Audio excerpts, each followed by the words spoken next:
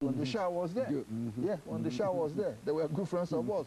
We were friends with Saddam Hussein before, you know, he turned, you know, against us.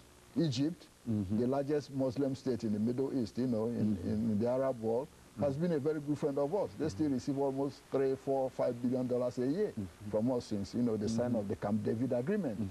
Jordan, the king of Jordan is a very good friend of the United States. Even the King Hussein, who died, you know, was on the payroll of the CIA. You know, yeah. Kuwait, went to Kuwait to liberate Kuwait. It's a Muslim country. Okay. Yeah, Kuwait is a Muslim country. We have bases in Gaza. You know, that's where some of our biggest bases are that we invaded Iraq from. It's a Muslim country. Yeah. So we have good relations with a whole lot of these Muslim countries.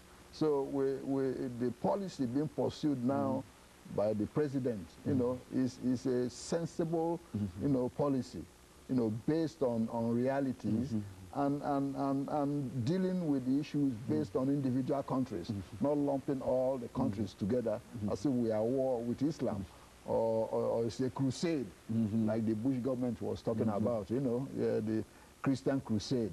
And this is not what it is. It's not a Christian crusade against Muslims. You know, we are not crusaders.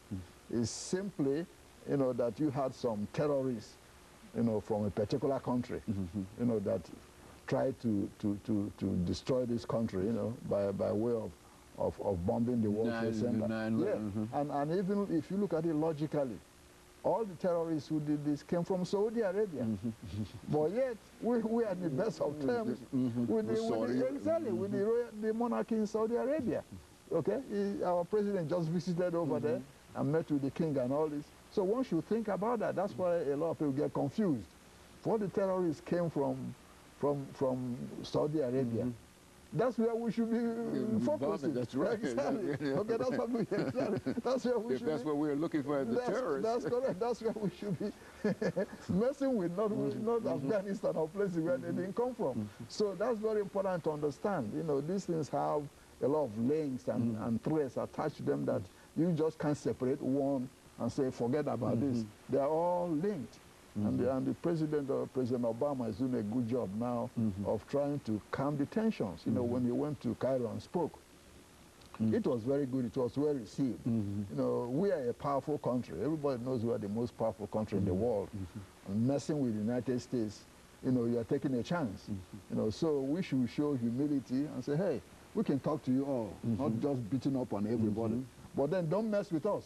If you do, we got something to take care of you. And I think, you know, a big man should be able to, you know, talk to a small person and let that person understand. I will work with you, but don't mess with me. Yes, like somebody who is, you know, 150 pounds going to mess with Muhammad Ali or George Foreman. You know exactly what the consequence will be. Yeah, so it's just the same way. We are big enough to be able to say, work with you, but at the same time, you should understand we have the capacity and ability to deal with you if needs be. You know, so that's exactly the policy we should be following. It's a policy of accommodating Muslim interests, you know, or any other interest, at the same time protecting our own interests. Yeah, you can accommodate somebody's interest, at the same time protect yours.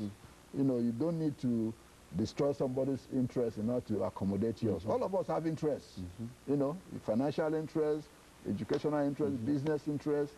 All it needs is just to accommodate others' interests, because others have interests. Other countries have interests.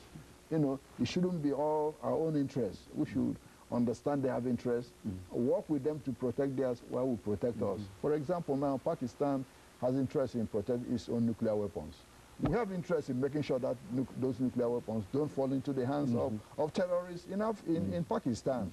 Okay, so our interest is to make sure to help them financially and keep an eye that doesn't fall into the hands of terrorists, while at the same time making sure we deal with the terrorists in Pakistan. We can do all of them at the same time without antagonizing, you know, the population. And that's what is sensible about our current policy. And of course, Dr. LMadu, we're nearing the end of this show for today, and we've got less than a half a minute.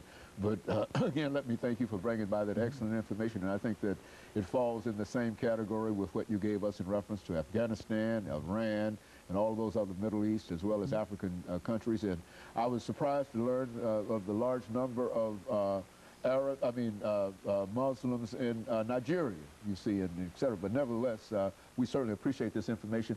And let me encourage our audience to tune in again next week for another informative edition of Comments. Thank you and good morning.